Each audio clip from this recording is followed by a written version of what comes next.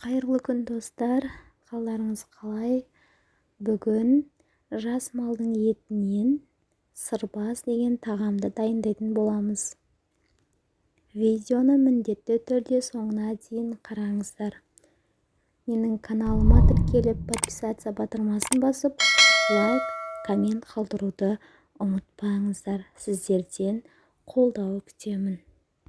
Сырбаз дегенге тоқталайық. Бұл жас қозының етінен жасалатын тағам.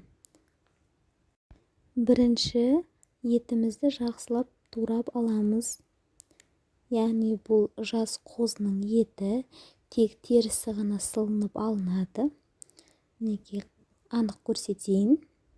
Осыны жақсылап бірінші турап аламыз. Біз жас малдың етінен қуырдақ жасайтын боламыз. Достар, сонымен қатар менің каналымда саңырауқұлақпен, қозы құйрықпен жасалған қуырылған картоптың рецептісі бар. Қазір жоғарыда сілтемеде шығады. Сіздерге қарап көруге кеңес беремін. Етті барлығын бөліп болғаннан кейін өте жіңішке етіп турап шығамыз. Қабырғаларын бірнеше бөлікке бөліп, және сүйектерді бірнеше бөлікке бөліп шауып шығамыз. Сонымен қатар достар, менің каналымда сенбі, бейсенбі және сейсенбі күндері жаңа рецепттер шығады. Қапы қалмау үшін қоңыраушаны міндетті түрде басып алыңыз. Міне етіміз осындай кейіпте болады. Осылай турауымыз керек. Өте үлкен болса өте керемет. Ал енді көкөністерімізді тураймыз. Бірінші пиязды жақсылап турап аламыз, ұсақтап.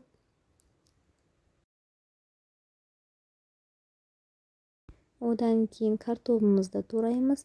Картопымызда қатты жіңішке емес, мінекей осындай форматта турауымыз керек. Достар, міндетті түрде менің каналыма кіріп, подписация батырмасын басуды ұмытпаймыз. Сіздерден қолдау күтемін. Ал енді сәбізімізді турап шығамыз. Сәбізді жіңішке және жарты дөңгелек ретінде тураймыз. Достар, сонымен қатар менің каналымда палаудың рецептісі бар. Қазір жоғарыға сілтеме шығады. Содан өтіп қарап көрсеңіздер болады.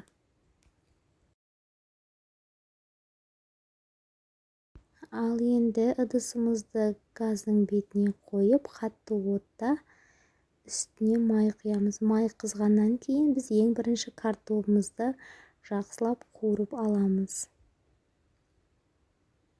Достар, менің каналымда сейсенбі, бейсенбі, сенбі күндері жаңа рецепттер шығады. Қапы қалмау үшін қоңыраушаны міндетті түрде басып алыңыздар. Енді бетіне аздаған, дәміне қарай тұз себеміз. Және жақсылап араластырып қуырамыз. Мен негізінде 3-4 минуттай қуырдым. Одан кейін бұны бөлек ыдысқа алып қоямыз.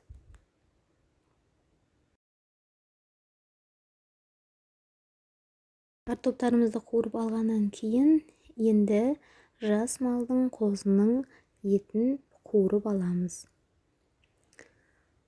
Жақсылап қуырамыз. Бастапқыда осылай жабысуы мүмкін. Кейіннен келе олар өз қалпына түседі. Міне осындай түске боялуы керек. Біз дәміне қарай тұз және бұрыш саламыз. Жақсылап араластырып қуырамыз. Мен кем дегенде 5 минуттай қуырып алдым. Одан кейін үстіне пиязды және сәбізді бірге саламыз. Бұларды да жақсылап қуырып аламыз. Ал енді үстіне жаңа қуырып алған картопымызды салып, шамалы 1-2 минуттай айналдырып, үстіне томат пастасын саламыз. Тағы да жақсылап араластырамыз. Араластырып болғаннан кейін үстіне 1 стакан су құямыз.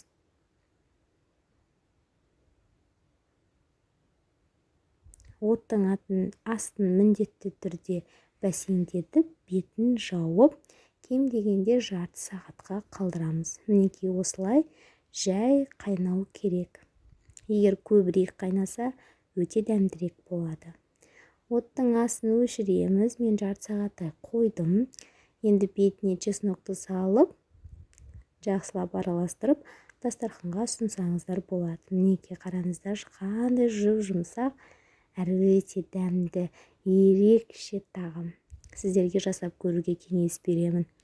Міндетті түрде видеоны соңына дейін қараған болсаңыз, менің каналыма тіркеліп, подписаться батырмасын басып, лайк, коммент қалдыруды ұмытпаймыз.